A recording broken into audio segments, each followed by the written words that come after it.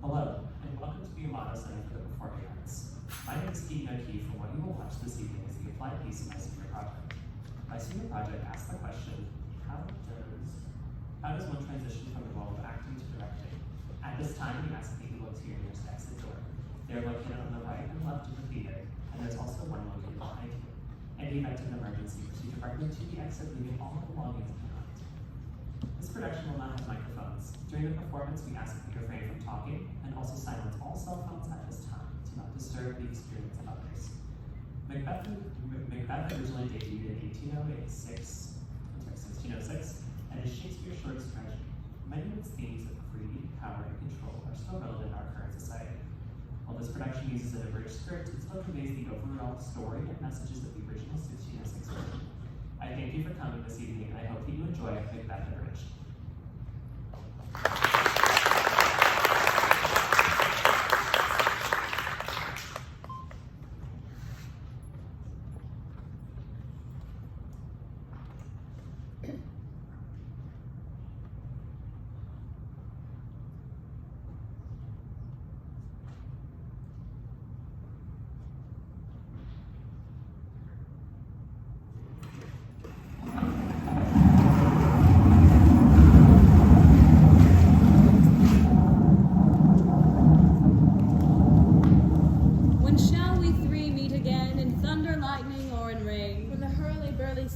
When the battle's lost and won, that will be ere the set of sun. Where the place? Upon the heath. There to meet with Macbeth. I come, brave Malkin. Paddock calls. Anon. Fair is foul and foul is fair. Hover through the fog and filthy air.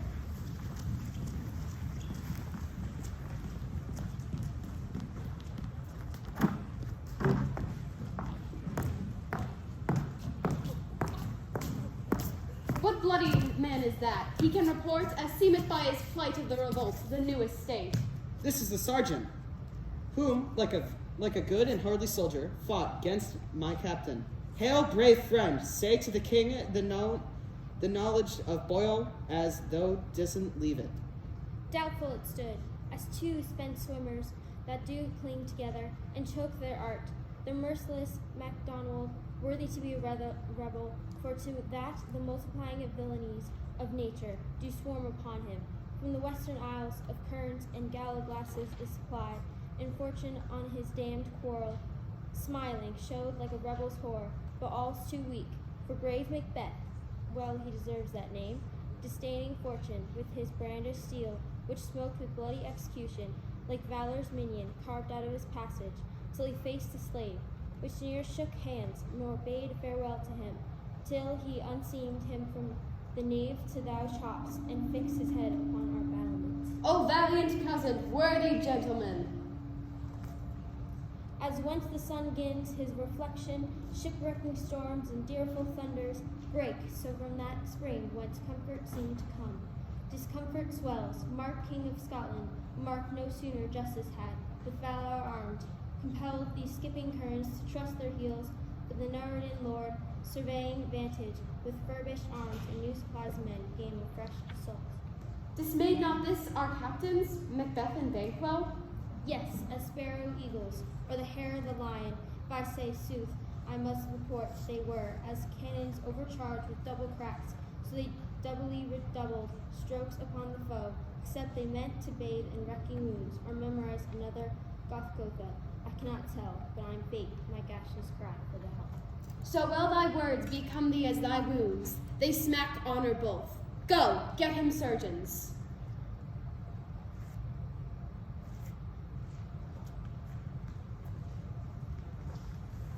Who comes here? The worthy Thane of Ross. What a haste looks through his eyes, so should he look that seems to speak things strange. God save the king. Whence camest thou, worthy Thane? From Fife, great king, where the Norwegian banners flout the sky and fan our people cold. Norway himself, with terrible numbers, assisted by that most disloyal traitor, the Thane of Cawdor, began a dismal conflict, till the Bellona's bridegroom lapped in proof, confronted him with self-comparisons, point against point, rebellious arm against arm, curbing his lavish spirit, and to conclude, the victory fell on us. Great happiness! That nous we know, the Norway's king craves composition, nor would we deign him burial of his men, till he disbursed at St. Colm's Inch $10,000 to our general use. No more that Thane of Cawdor shall deceive our bosom interest. Go, pronounce his present death, and with his former title, greet Macbeth. I'll see it done. What he hath lost, noble Macbeth hath won.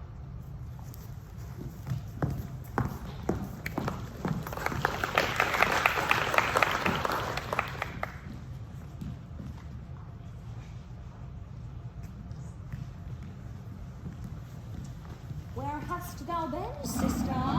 Killing swine, sister. Where thou? A sailor's wife had chestnuts in her lap, and munched and munched and munched. Give me, quoth I.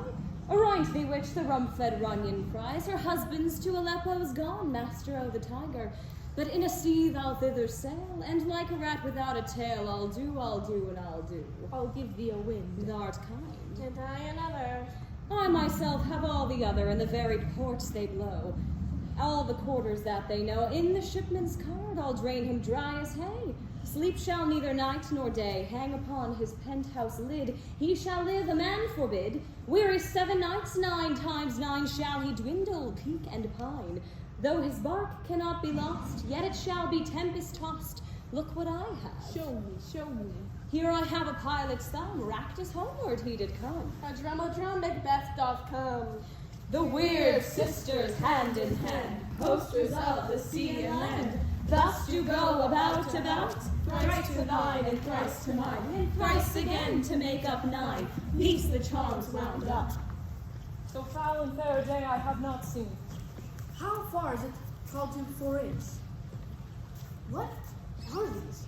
So withered and so wild in their attire, that look not like the inhabitants of the earth, and yet are on it. Live you, or are you aught that man may question? You seem to understand me.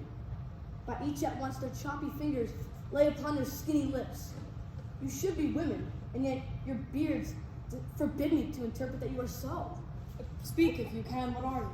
All hail Macbeth, hail to thee, Thane of Glamis. Oh, hail, Macbeth, hail to thee, Thane of Cawdor.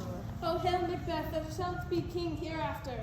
Good sir, why do you start and seem to fear the things that sound so fair? In the name of truth, are you fantastical, or that indeed which outwardly you show? My noble partner, you greet with presence and grace and great prediction of noble having and royal hope, that he seems to rapt withal. To me you speak not. If you can look into the seeds of time and see what grain will grow and which will not, speak then to me, who neither beg nor fear your favors nor your hate. Hail. Hail, hail. Lesser than Macbeth and greater. Not so happy, yet much happier. Thou shalt get kings, thou shalt be none. So all hail Macbeth and Banquo. Banquo and Macbeth, all hail. Stay, you imperfect speakers, tell me more. By Sinel's death I know I am Thane of Glamis, but how of Cawdor? The Thane of Cawdor lives, a prosperous gentleman, to the king stands not within the prospect of belief, no more than to be Cawdor. Say from whence you owe this strange intelligence, or why upon this blasted heath you stop our way with such prophetic greeting. Speak, I charge you. The earth hath bubbles as the water has, and these are of them. Whither are they vanished? Into the air, and what seemed corporeal melted as breath into the wind. Would they have stayed? Were such things here as we do speak about? Or have we eaten on the insane root that takes the reason prisoner? Your children shall be kings. You shall be king. And Thane of Cawdor too, when I thought so. To the self-same true and words. Who's there? The king hath happily received, Macbeth, the news of thy success, and when he reads thy personal venture in the rebels' fight, his wonders and his praises do contend. Which should be thine of his sounds with that. In viewing o'er the rest, or self-same day, he finds thee in stout Norwegian ranks, nothing afeard of what thyself didst make.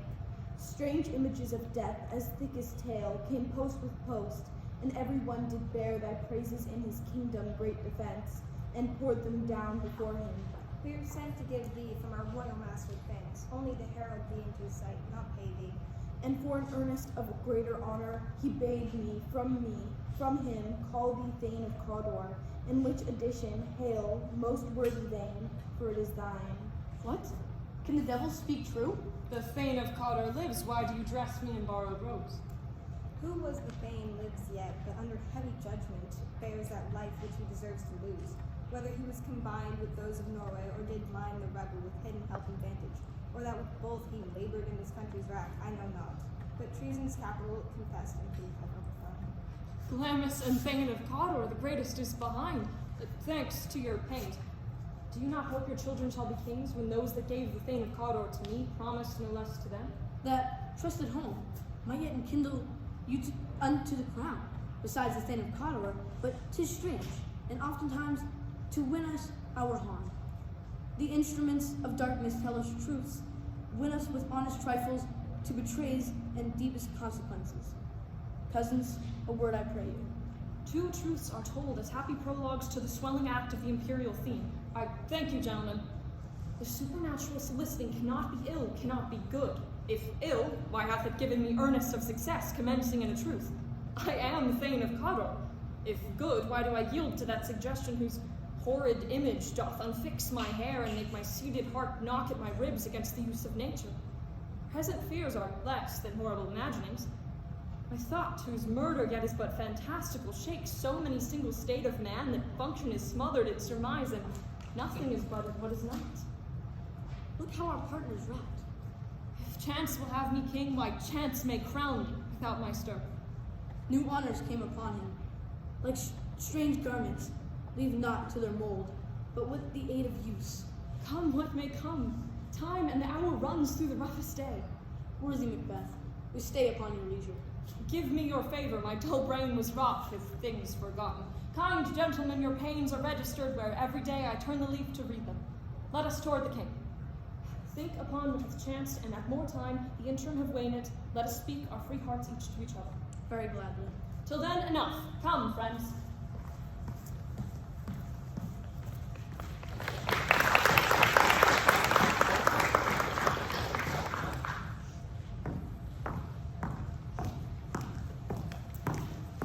Is the execution done on Cawdor?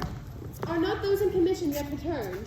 My liege, they are not yet come back, but I have spoke with one that saw him die, who did report that very frankly he confused his treason, implored your highness pardon, and set forth a deep repentance. Nothing in his life became him like the leaving it. He died as one that had been studied in his death to throw away the dearest thing he owned, as 'twere a careless trifle. There's no art to find the mind's construction in the face. He was a gentleman on whom I built an absolute trust.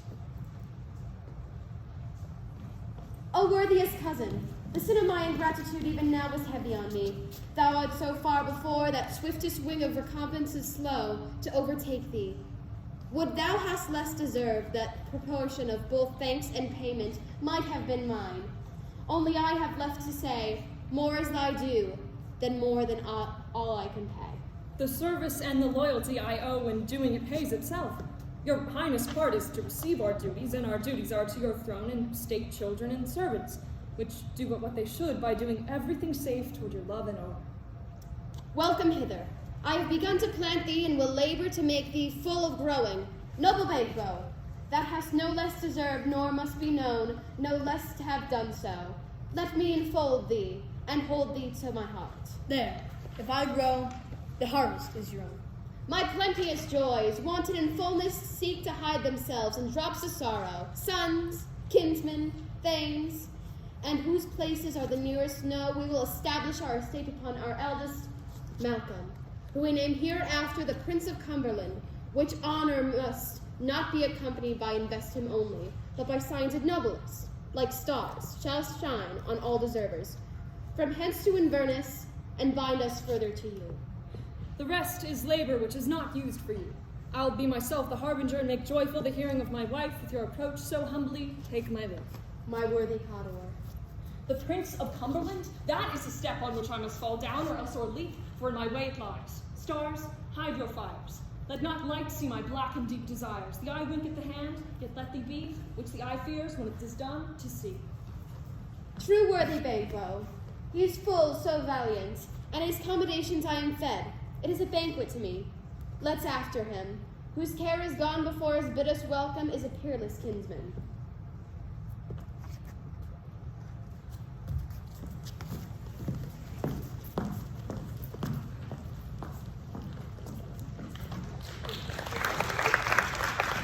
My dearest love, Duncan comes tonight.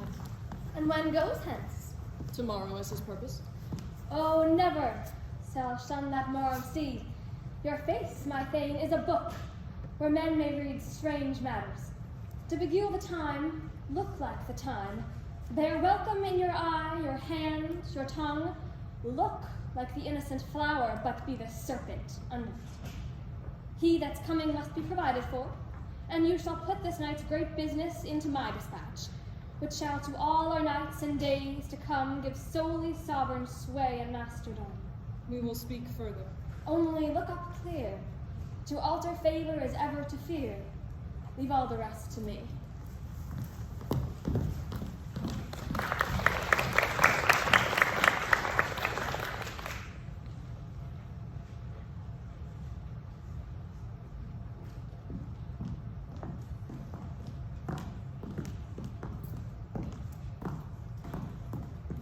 See, our honored hostess. The love that follows us sometime is our trouble, which we think as love.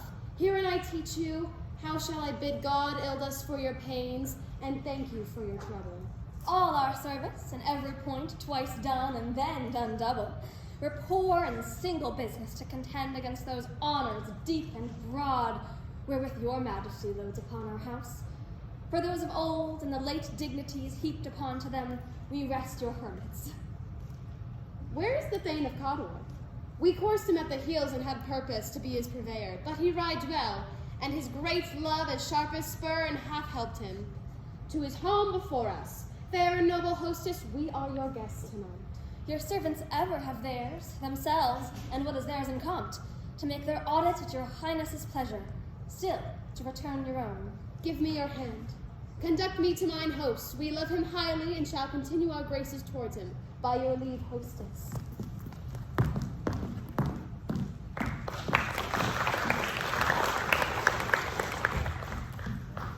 If it were done well, then 'tis done, then if it were done well, 'tis done, then 'twere well to be done quickly. If the assassination can tram up the consequence and catch with his surcease success, that this blow might be the be-all and end-all here. But here upon this bank and shoal of time will jump the time to come. But in these cases we still have judgment here, that we but teach bloody instruction, which being taught return to plague the inventor. This even-handed justice commends the ingredients of our poison chalices to our own lips. He is here in double trust. First, as I am his kingsman and his subject strong, both against the deed. Then as his host, who should against his murderer shut the door, not bear the knife himself. Besides, this Duncan hath borne his faculties so meek, hath been so clear in his great office, that his virtues will plead like angels, trumpet-tongued, against the deep damnation of his taking off, and pity like a naked newborn babe striding the blast, or heaven's cherubine horsed upon the sightless courtiers of the air, shall blow the horrid deed in every eye, the tears shall drawn the wind. I have no spur to prick the sides of my intent, but only vaulting ambition, which o'erleaps itself and falls on the other. How now, what news? He is almost supped. Why have you left the chamber? Hath he asked for me? Know you not he has? We'll proceed no further in this business. He hath honored me of late, and I have bought golden opinions from all sorts of people, which would be worn now in their newest gloss, not cast aside so soon. Was the hope drunk wherein you dressed yourself?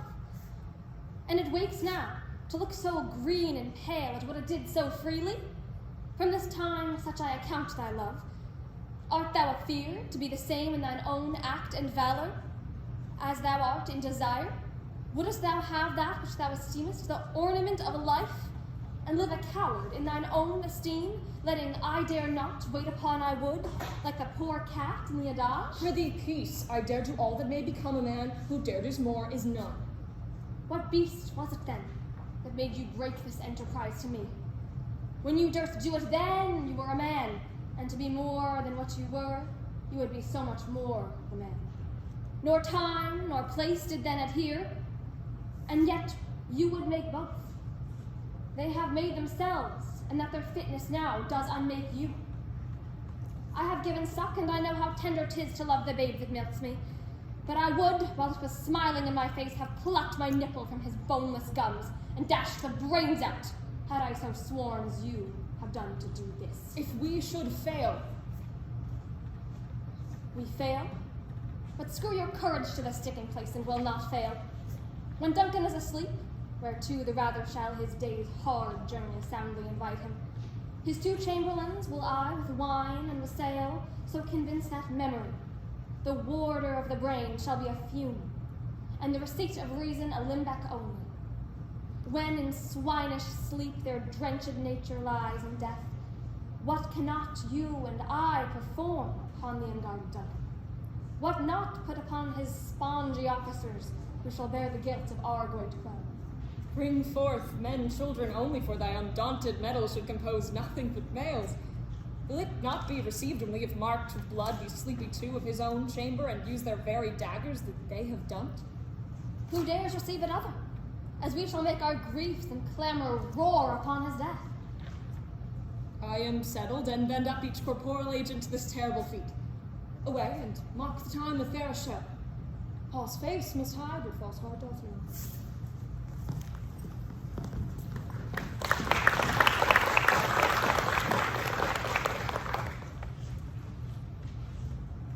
How goes the night, boy? The moon is down. I have not heard the clock. And she goes down at 12. I take it this later, sir. Oh, my sword. There's husbandry in heaven. The candles are all out. Take thee that too. A heavy summons lies like lead upon me, and yet I would not sleep. Merciful powers restrain in me the cursed thoughts of nature, gives way in response. Give me my sword. Who's there? A friend. What, sir? Not yet at rest? The king's abed. He hath been an unusual pleasure, and sent forth great largesse to your office. His diamond he greets you withal, by the name of the most kind hostess, and shut up in measureless content.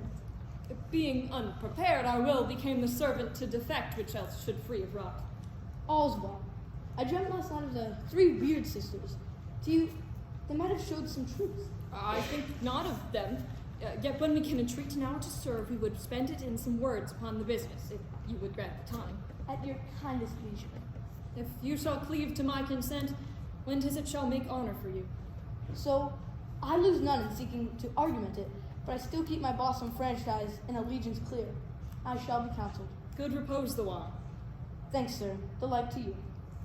Go bid thy mistress, when my drinker's ready, she strike upon the bell. Get thee to bed.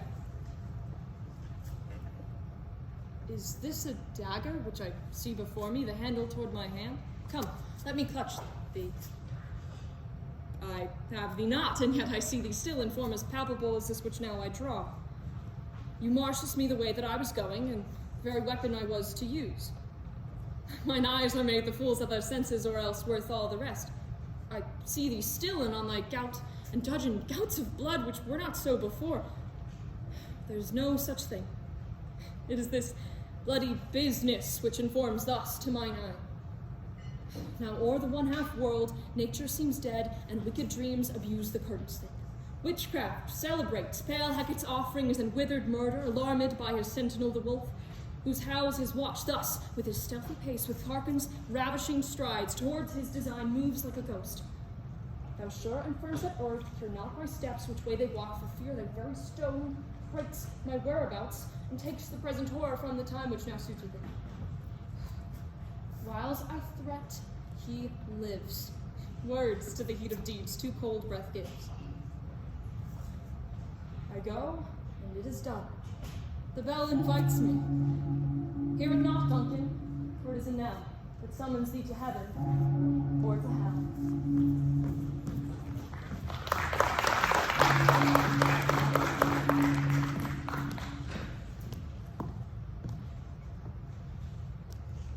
That which hath made them drunk hath made me bold. That which hath quenched them hath given me fire. Hark, peace. was the owl that shrieked, the fatal bellman, which gives the sternest good night. He is about it. The doors are open, and the sure-fitted grooms do mock their charges with snores. I have drugged their possets, that death and nature do contend about them whether they live or die. Who's there? Whoa! Alack, I am afraid they have awakened, and 'tis not done. The attempt and not the deed confounds us. Hark! I laid their daggers ready. You could not miss them. Had he not resembled my father as he slept, I had done it. My husband. I have done the deed. Didst thou not hear a noise?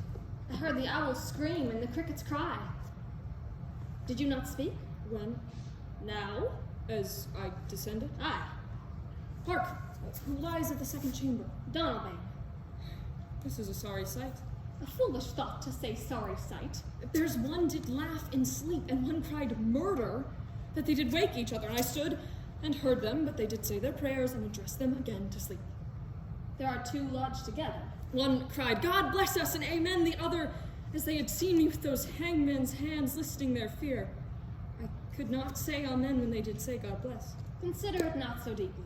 But wherefore could I not pronounce amen? I had most need of a blessing, and amen stuck in my throat. These deeds must not be thought after these ways, so it will make us mad. Methought I heard a voice cry, sleep no more. Macbeth does murder sleep. The innocent sleep, sleep that knits up the raveling sleeve of care, the death of each day's life, sore labor's bath, balm of hurt minds, great nature's second course, chief nourisher in life's feast. What do you mean? Still, it cried, sleep no more to all the house. Glamis hath murdered sleep, and therefore Cawdor shall sleep no more. Macbeth shall sleep no more. Who was it that thus cried? Why, worthy thing? You do unbend your noble strength to think so brain-sickly of things. Go get some water, and wash this filthy witness from your hand. Why did you bring these daggers from the place? They must lie there. Go, carry them, and smear the sleepy grooms of blood. I'll go no more. I am afraid to think of what I have done. Look on't again, I dare not. Infirm of purpose, give me the daggers. The sleeping and the dead are but pictures. 'Tis the eye of childhood that fears the painted devil.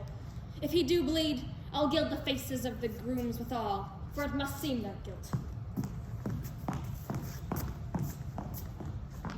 Whence is that knocking? What is't with when our noise appalls me? What hands are these? They pluck out mine eyes. With all great Neptune's ocean wash away this blood clean from my hands? No, this hand will rather the multitudinous sea incarnate it, making the green run red. My hands are of your color, but I shame to wear a heart so white. I hear a knocking at the south entry. Retire we to our chamber. A little water clears us of this deed. How easy it is then. Your constancy hath left you unattended. Hark, more knocking. Get on your nightgown, lest occasion call us and show us to be watchers. Be not lost so poorly in your thoughts. To know my deed, 'twere best not know myself. Wake, Duncan, with thy knocking, I would thou couldst.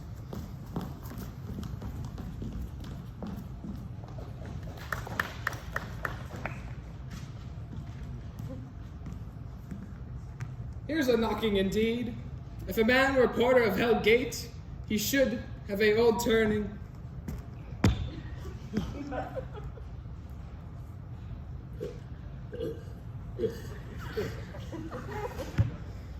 The key.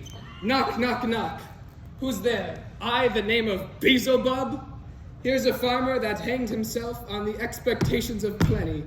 Come in, have napkins enough about you. Here you'll sweat for't. Knock, knock.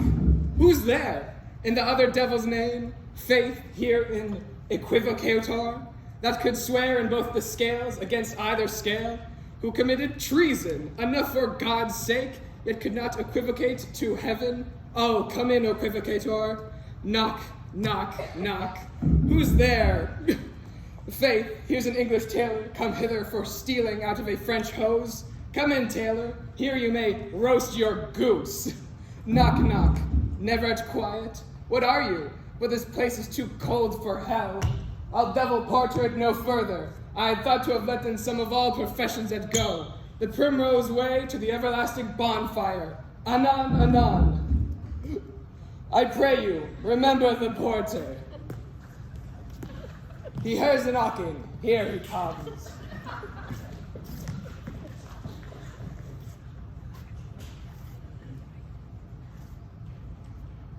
Good morrow, noble sir. Good morrow, both. Is the king stirring, worthy Thane? Not yet. He did command me to call timely on him. I have almost slipped the hour. I'll bring you to him. I know this is a joyful trouble to you, but yet 'tis one. The labor we delight in physics pain. This is the door. I'll make so bold to call, for 'tis my limited service. Goes the king hence today? He does. He did appoint so. The night has been unruly. Where we lay, our chimneys were blown down, and as they say, lamentings were heard of the air, strange screams of death, and prophesying with accents terrible of dire combustion and confused events. New hatched to the woeful time. The obscure bird clamoured the livelong night. Some say the earth was feverish and did shake. 'Twas a rough night. My young remembrance cannot parallel a fellow to it. Oh, horror, horror, horror! Tongue nor heart cannot conceive nor name thee. What's the matter? Confusion now hath made his masterpiece, most sacrilege murder hath broke ope the Lord's anointed temple, and stole thence life o' the building. What is to say the life? Approach the chamber and destroy your sight with a new Gorgon. Do not bid me speak. See then and speak yourselves. Awake, awake! Ring the alarm bell, murder and treason! Banquo and Donalbain, Malcolm, awake! Shake off this downy sleep, death's counterfeit, and look upon itself. Up, and see the great doom's image. Malcolm, Banquo, as your graves rise up and walk like sprites to counterance this horror, ring the bell.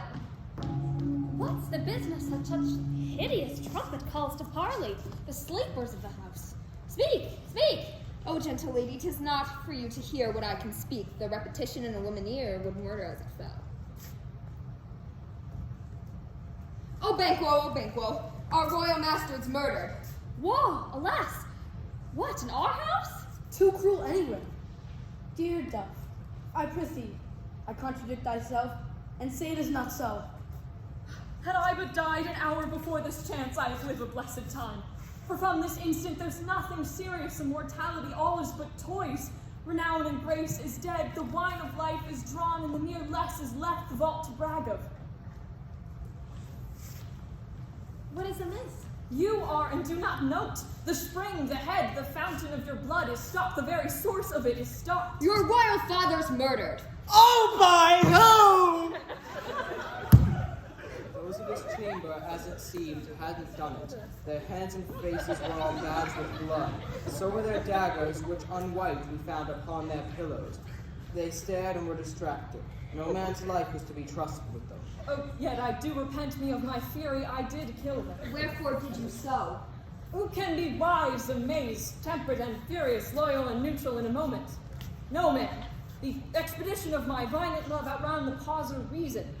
Here lay Duncan, outrun the pot. Here lay Duncan, his silver skin laced with his golden blood, and his gashed stabs looked like a breach in nature for ruin's wasteful entrance. There, the murderers, steeped in the colors of their trade, their daggers unmannerly breached with gore.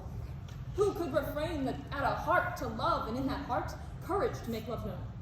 Help me. Hence, oh, look to the lady. Why do we hold our tongues? The most may claim this argument for ours. What should be spoken here? Where our fate?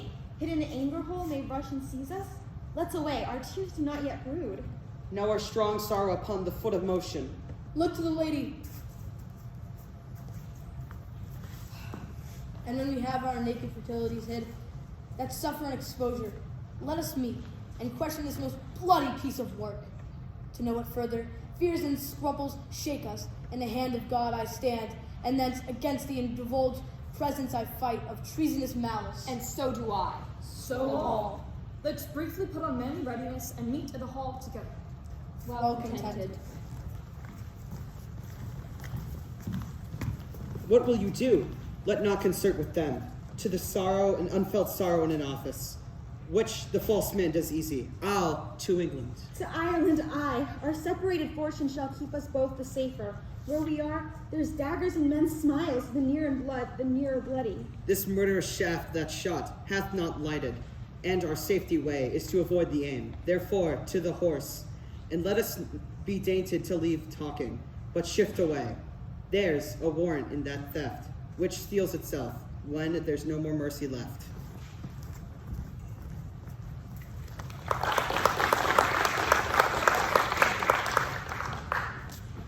Is Banquo gone from court? Aye, madame, but returns again tonight.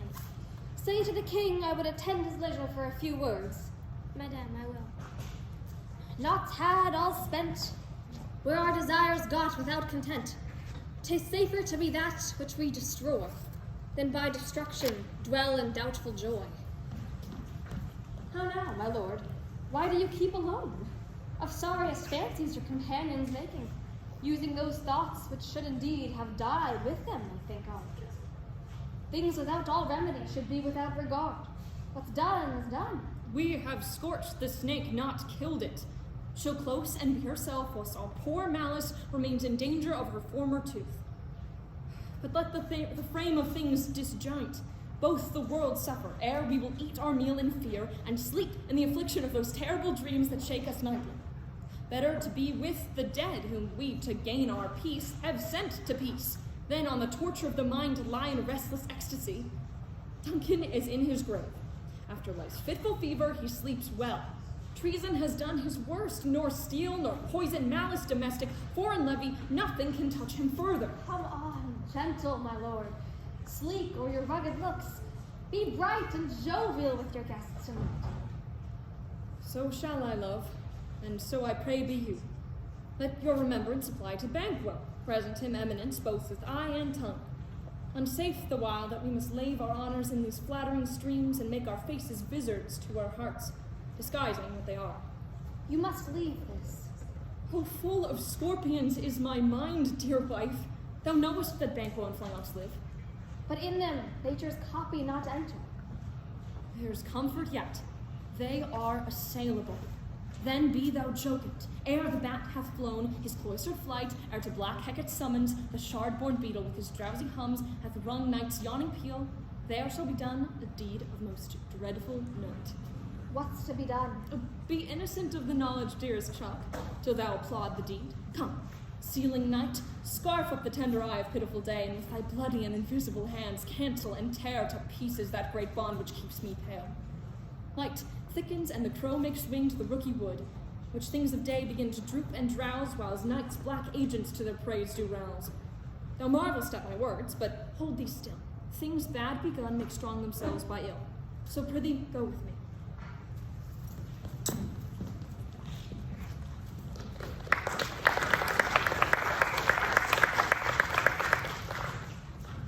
But who did bid thee join with us? Macbeth. He needs not our mistrust, since he delivers our offices and what we have to do to the direction just. Then stand with us. The west yet glimmers with some streaks of day, now spurs the lated traveler apace. To gain the timely inn, and near approaches the subject of our watch. Hark, I hear horses. Give us a light there. Ho! Then to see the rest that are within the note of exception already are in the court. His horses go about. Almost a mile, but he does usually, so all men do. From hence to the palace gate make it their walk. A light, 'tis he! Stand to it. Will be rain tonight. Let it come down. Oh, fly, good Fleance! Fly, fly, fly! Thou mayest have revenge. Oh, slave! You did strike out the light. Was it not the way? There is but one down. The sun is fled. We have lost best half of our fare. Well, let's away and see how much is done.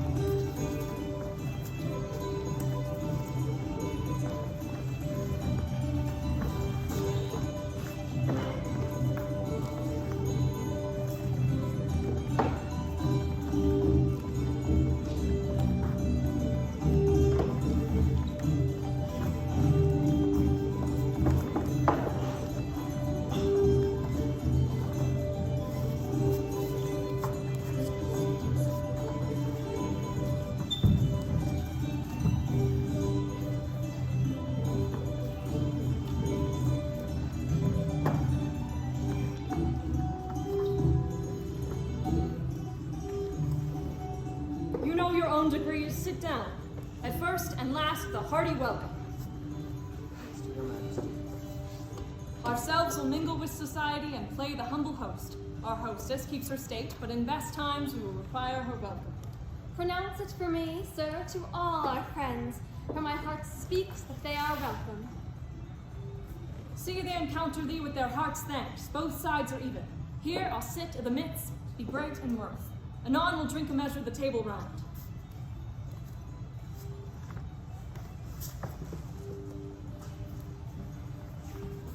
Your face is covered in blood.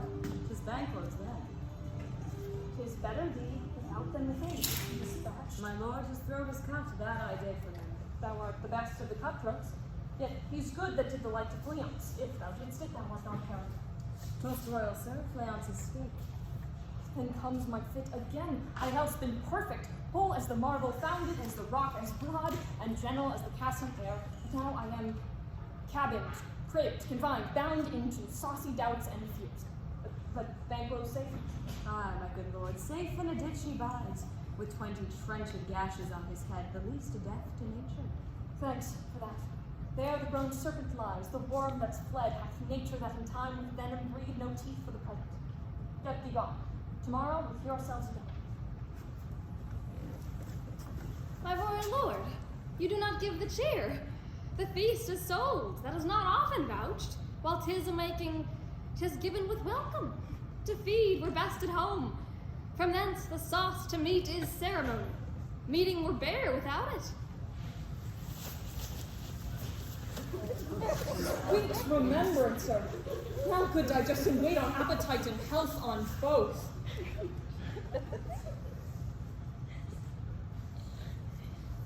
May it please your highness sit. Here had we now our country's honor roofed with the graced person of Banquo present, who may I rather challenge for unkindness than pity for mischance. His absence, sir, lays blame upon his promise. Please sit, your highness, to grace us with your royal company. The table's full. Here is a place reserved, sir. Where? Here, my good lord. What is it that moves your highness? Which of you have done this? What, my My good lord? lord. Thou canst not say I did it. Never shake thy gory locks at me.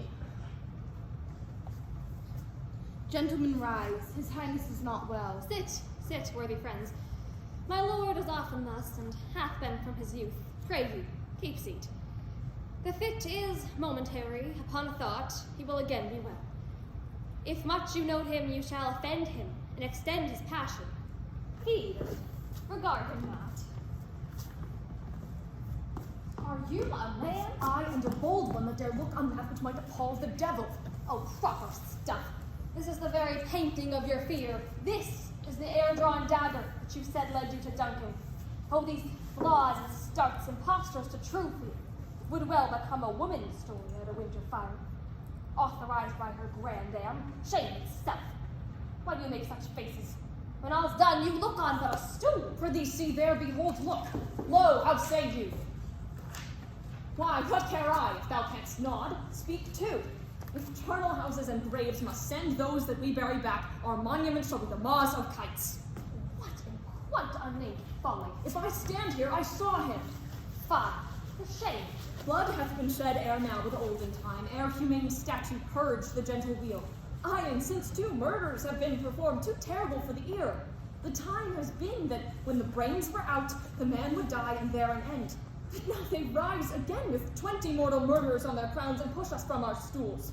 This is more strange than such a murder is. My worthy lord, your noble friends do lack you. I do forget. Do not muse at me, my most worthy friends. I have a strange infirmity which is nothing to those that know me. Come, love and health to all. Then sit down and give me some wine, Philful. I drink to the general joy of the whole table, and to our dear friend Banquo, whom we miss. Would he were here. To all and him we thirst, and all to all. Our duties are Avent and quit my sight. Let the earth hide thee. Thy bones are marrowless, thy blood is cold. Thou hast no speculation in those eyes which thou dost glare with. Think of this, it peers but as a thing of custom. 'Tis no other, only it spoils the pleasure of the time. What man dare I dare? Approach thou like the rugged Russian bear, the armed rhinoceros, or the Hyrcan tiger. Take any shape but that, and my firm nerves shall not tremble. Or be alive again, and dare me to the desert with thy sword. If trembling I have it then, protest me the baby of a girl. Hence, horrible shadow, utter a mockery! Hence! Why, so being gone, I am a man again. Pray you sit still. You have displaced the mirth, broke the good meeting, with most admired disorder. Can such things be, and overcome us like a summer's cloud without our special wonder? You make me strange, even to the disposition that I owe, and now I think you can behold such sights, and keep the natural ruby of your cheeks when mine are blanched with fear. What sights, my lord? I pray you, speak not. He grows worse and worse. Question enrages him. At once, good night. Stand not upon the order of your going, but go at once. Good night and better health attend his majesty. A kind good night to all.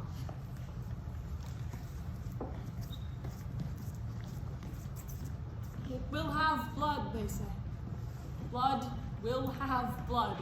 Stones have been known to move and trees to speak. Augurs and understood relations have by maggot pies and chops and rooks brought forth the secrets man of blood.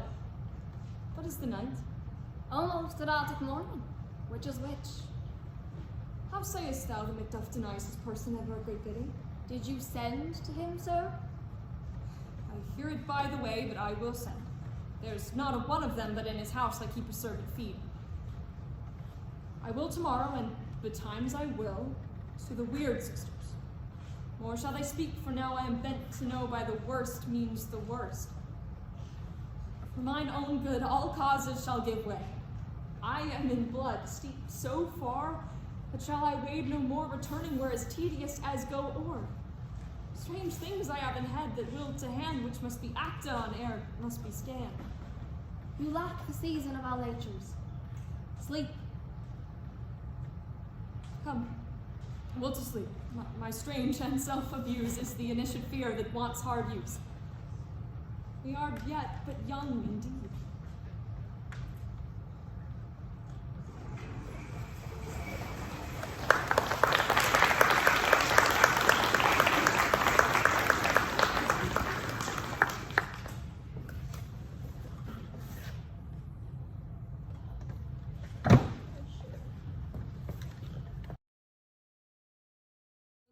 Hath mewed, thrice and once the hedge pig whined. Pupper cries, 'tis time, 'tis time. Round about the cauldron go, in the poisoned entrails throw. Toad that under cold stone days and nights has 31. Sweltered venom sleeping got, boil thou first in the charmed pot. Double, double, toil and trouble, fire burning, cauldron bubble. Fillet of a feeny snake, in the cauldron boil and bake. Eye of newt and toe of frog, wool of bat and tongue of dog. Adder's fork and blindword's sting, lizard's leg and howlet's wing. For a charm of powerful trouble, like hell broth boil and bubble. Double, double, toil and trouble, fire burn and cauldron bubble. Scale of dragon, tooth and wolf, witch's mummy, mon, gulf of the ravine, salt sea shark, root of hemlock diggeth dark, gall of goat in slips of yew, sliver in the moon's eclipse, nose of Turk and Tartar's lips, finger of birth strangled babe, dish delivered by a drab, make the gruel thick and slab, and thereto a tiger's charging, for the ingredients of our cauldron. Double, double, toil and trouble, fire burn and cauldron bubble. Cool it with a baboon's blood, then the charm is full, firm and good. Oh, well done! I commend your pains, and everyone shall shareth gains. And now about the cauldron sing, like elves and fairies in a ring, enchanting all that you put in. By the pricking of my thumbs, something wicked this way comes. Open locks, whoever knocks. How now, you secret black and midnight hags, what is to do? A deed without a name. I conjure you by that which you profess. However you come to know it, answer me. Though you untie the winds and let them fight against the churches, though the yeasty waves confound the swallow navigation up, though bladed corn be lodged and trees blown down, though castles topple in their wardens' heads, though palaces and pyramids do slope their heads to their foundations, though the treasure of nation's Germans tumble altogether, even till destruction sicken, answer me to what I ask you. Speak, demand. Will answer. Tell me, thou unknown power. I know thy thought. Hear my speech, but say thou not. Macbeth! Macbeth! Macbeth! Beware, Macbeth! Beware the thing. Whereafter thou art for thy good caution, thanks. Thou hast harped my fear aright, but one word more. I will not be commanded. Here's another more potent than I. Macbeth, Macbeth, Macbeth, be bloody, bold, and resolute. Laugh to scorn the power of man, for none of woman born shall harm Macbeth. Then live, Macduff, what need I fear thee? But yet I'll make assurance double sure, and take a bond of fate. Thou shalt not live, that I may tell pale-hearted fear it lies, and sleep in spite of thunder. What is this that rises like the issue of a king, and wears upon his baby brow the rounded top of sovereignty? Listen, but speak not to it. Be lion melted proud, and take no care who shapes and who frets, who where conspires are. Macbeth shall never vanquished be until great Bareham Wood to the great Dunsinane Hill shall come against him. That will never be. Who can impress the forest, bid the tree unfix his earthbound root? Sweet bodements good, rebellious dead, rise never till the wood of Burnham rise. In our high place Macbeth shall live the lease of nature, pay his breath to time and mortal custom. Yet my heart throbs to know one thing.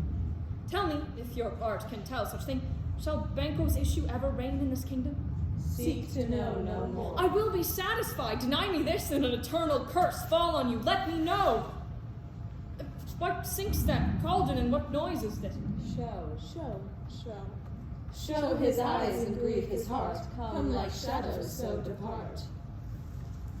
Thou art too like the spirit of Banquo. Down, thy crown to sear my eyeballs, and thy hair. Thou other gold-bound brow is like the first, a third. Is like the former. Filthy hags, why do you show me this?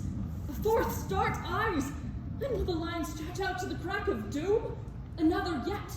A sixth, I see no more, and yet the seventh appears, who bears a glass which is many more, and some I see the two full balls and treble scepters carry. Horrible sight, now I see 'tis true, for the blood-boltered Banquo smiles upon me and points at them for his. What, is this so? Aye, sir, all this is so. But why stands Macbeth thus amazedly? Come, sisters, cheer we up his sprites, and show the best of our delights. I'll charm the air to give a sound while you perform your antic round, that this great king may kindly say our duties did his welcome pay.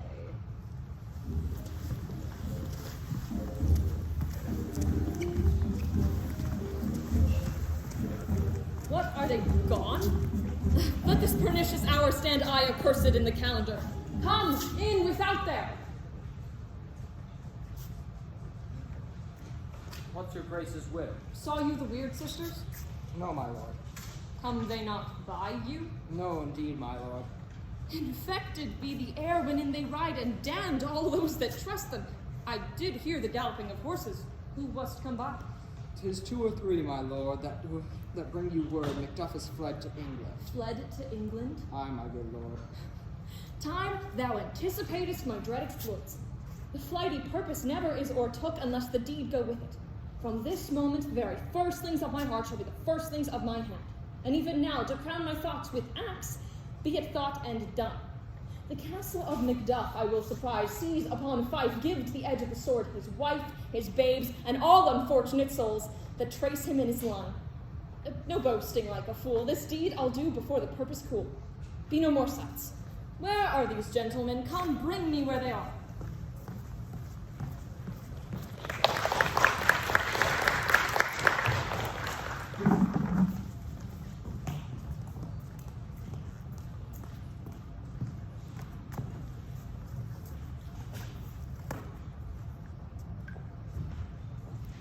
I have 2 nights watched with you, but can perceive no truth in your report.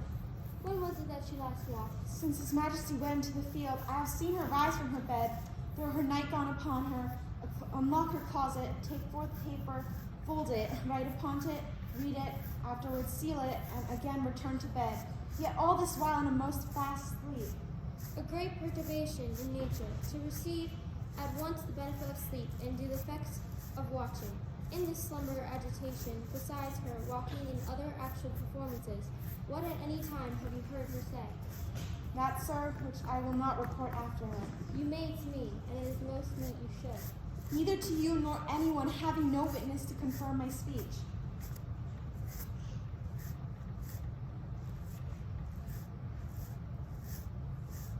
Lo, you, here she comes. This is her very guise, and upon my life fast sleep. Observe her and stand close. How came she by that light? Why, it stood by her. She has light by her continually. 'Tis her command. You see her eyes are open. Eh, but what their senses are shut. What is it she does now? Look how she rubs her hands. It is an accustomed action to her to seem thus washing her hands. I have known her to continue in a quarter of an hour. Yet here's a spot. Hark, she speaks. I will sit down what comes from her to satisfy my reverence of this more strongly. Out, damned spot, I say, out! 1, 2, 3. Why then, 'tis time to do it. Hell is murky. Fie, my lord, fie. A soldier and a feared. What we need, we fear. Who knows it, when none have call our power to account? Yet who would have thought the old man had so much blood in him? Do you mark that? The Thane of Fife had a wife. Where is she now? What, will these hands never be clean? No more of that, my lord, no more of that. You mar all this with starting. Go to go, go to go. You have known what you should not. She has spoke what she should not. I'm sure of that. Heaven knows what she has known.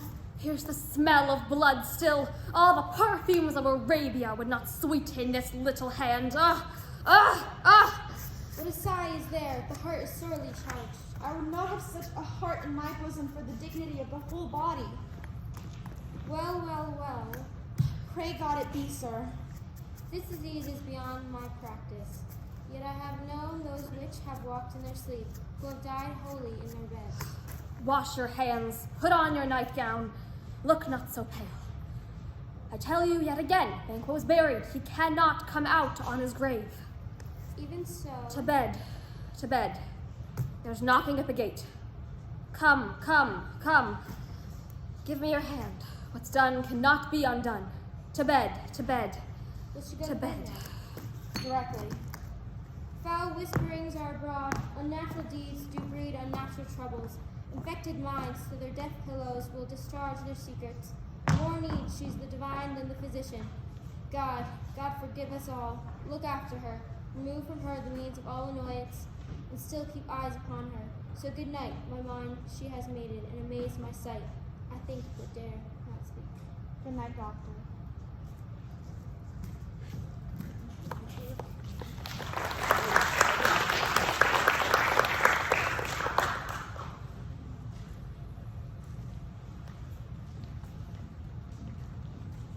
The English power is near, led on by Malcolm, his Uncle Sird, and the good Macduff. Revenge is burning them, for their dear causes, wood to the bleeding, and the grim alarm excite the mortified man. Near Burnham Wood shall we well meet them. That way they are coming. Who knows if Donalbain would be his brother? For certain, sir, he is not. I have a file of all the gentry, their seaward son, and many unrough youths that even now protest the first of their manhood. What does the tyrant? Great Dunsinane, he strongly fortifies. Some say he's mad. Others that lesser hate him do call it valiant fury. But for certain, he cannot buckle his distempered cause within the belt of rule. Now does he feel his secret murders sticking on his hands. Now minutely revolts upbraid his faith breach. Those he commands move only in command, nothing in love. Now does he feel his title hang loose about him like a giant's robe upon a dwarfish steed. Who then shall blame his pestered senses to recoil and start when all that is within him does condemn itself for being there? Will march beyond, to give obedience where it is truly owed, meet with the medicine of the sickly wheel, and will pour on him the country's purge, each drop of us. Or so much as it needs to do the southern flower and drown the weeds. May we make our march toward Burnham. Cousins, I hope the days are near at hand that the chambers will be safe. We doubt it nothing. What wood is this before us? The wood of Burnham. Let every soldier hew him down a bod, and bear before him. Thereby shall we shadow the numbers of the host and make discovery, in report of us. It shall be done. We learn no other but the confident tyrant keeps in Dunsane and will endure, our setting before it. 'Tis his main hope, for where there's an advantage to be given, both more and less have been given him to revolt, and none serve him without but constraint things, whom hard are absent too. Let our just censures attend the true event, and we put on industrious soldiers. The time approaches. That will do with decision will make us know what we shall say and what we have owe. Thoughts speculative, their unsure hopes relate, but certain issues strokes must arbitrate, towards which advance war.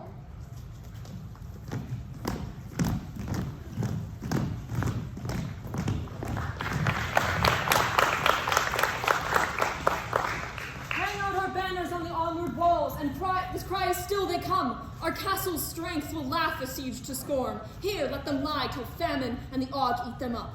Were they not forced with those that should be ours? We might have met them dareful, beard to beard, and beat them backward home. What is that noise? It's the cry of women, my good lord. I had almost forgot the taste of fear. The time has been my senses would have cooled to hear a night shriek. My fell of hair would at a dismal treatise rouse and stir as life went. I have supped full of horrors.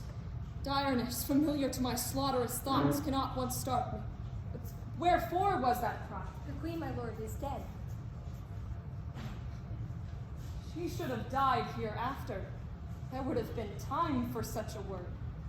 Tomorrow and tomorrow and tomorrow creeps in this petty pace from day to day. The last syllable of recorded time, and all our yesterdays have lighted fools the way to dusty death. Out, out, brief candle, life's but a walking shadow, a poor player that struts and frets his hour upon the stage and then is heard no more. It is a tale told by an idiot, full of sound and fury, signifying nothing. Thou comest to use thy tongue, thy story quickly. Gracious, my lord, I shall report that which I say I saw, but know not how to do it. Well, say so. As I did stand my watch upon the hill, I looked towards Burnham, and anon methought the wood began to move. Liar and slave. Let me assure you, your wrath, if it be not so, within this 3 mile, may you see it coming, I say, a moving grove. If thou speakest false, upon the next tree shalt thou hang alive till famine cling thee. If thy speech be sooth, I cannot, if thou dost for me as much. I pull in resolution and begin to doubt the equivocation of the fiend that lies like truth. Fear not till Burnham wood do come to Dunsinane, and now a wood comes to Dunsinane. Arm, arm, and out! If this which be avoches does appear, there is nor flying hence nor tarrying here. Again to be awary of the sun, and wish the state of that world were now undone. Ring the alarm bell, blow wind, come rack, at least we'll die with the harness on our back. They have tied me to a stake, I cannot fly. But bear-like I must fight the course. But he that was not born of woman, such a one am I to fear or none. What is thy name? What is thy name? Thou be afraid to hear it. Now thou shalt call us thyest a hotter name than any is in the hell. My name's Macbeth. The devil himself cannot pronounce a title more hateful to my ear. No, nor more fearful. Thou liest, abhorred tyrant, with my sword I'll prove the lie you speakest.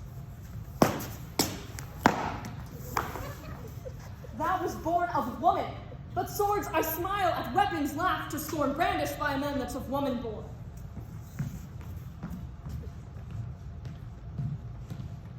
The way the noise is, tyrant, show thy face. If thou be slain, and with no stroke of mine, my wife and children's ghosts will haunt me still. I cannot strike at wretched kerns, whose arms are hired to bear their staves. Either thou, Macbeth, or else my sword with an unbattered edge seethe against undeeded. There thou should be, seems bruited. Let me find him, fortune, and more I beg not. This way, my lord. The castle's gently rendered. The tyrant's people on both sides do fight. The noble thanes do bravely in the war. The day almost itself professes yours, and little is to do. We have met with foes that strike beside us. Enter the castle, sir.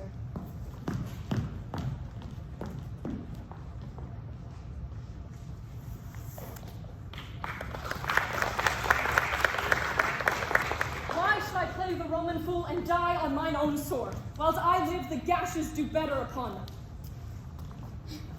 Turn, hellhound, turn! Of all men else I have avoided thee. But get thee back! My soul is too charged with blood of thine already. I have no words. My voice is my sword. Thou bloodier villain than terms can give thee out. Thou losest labor with thy keen sword, and press us, make us bleed. Let fall thy blade on vulnerable chest. I bear a charmed life which must not yield to one of woman born. Despite thy charm, and let the angel whom thou still hast served tell thee Macbeth was from his mother's womb ultimely ripped. Accursed be that tongue that tells me so, for it has cawed me better part of man.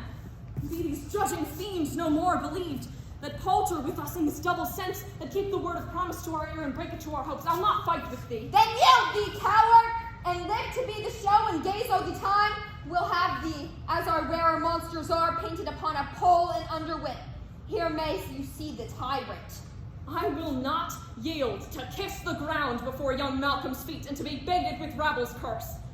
Though Burnham would be come to Dunsinane, and thou opposed being of no woman born, yet I will try the last. Before my body I throw my warlike shield, lay on Macduff, and damned be him that cries first, hold, enough!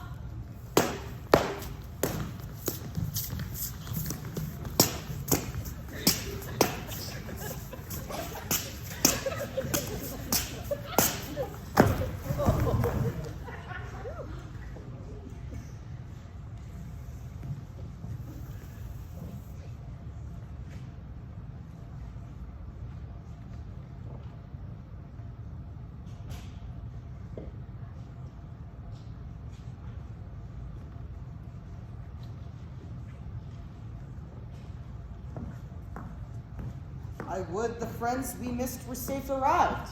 Some must go off, and yet by these I see so great a day is cheaply bought. Macduff is missing, and your noble son. Your son, my lord, has paid a soldier's debt. He only lived but till he was a man, the which no sooner had his powers confirmed, in the unshrinking station where he fought, but like a man he died. Then he is dead? Aye, and he fought off the field. Your cause of sorrow must not be measured by his worth, for then it hath no end. Had he his hurts before? Aye, on the front. Why then God's soldiers be he. As I had many sons as I have hairs, I would not wish them a fairer death. And so his knell is knolled. He's worth more sorrow, and that'll spend for him.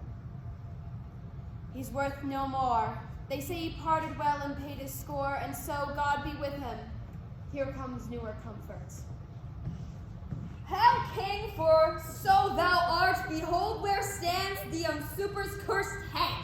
The time is free. I see thee compassed with thy kingdom's pearl, that speak my salutation in their minds, whose voices I desire aloud with mine. All hail, King of Scotland! Hail, King of Scotland! We shall not spend a large expense of time before we reckon with your several loves, and make us even with you, my thanes and kingsmen. Henceforth, be earls, the first that ever Scotland, in such an honored name. What's more to do? Which would be planted newly with the time, as calling home to our exiled friends abroad that fled the snares of the watchful tyranny, producing forth the cruel minister of the dead butcher and his friend like whom, as 'tis thought, myself, in violent hands, took off her life. This, and what needful else that calls upon us, by the grace of grace, we will perform in measures, time, and place.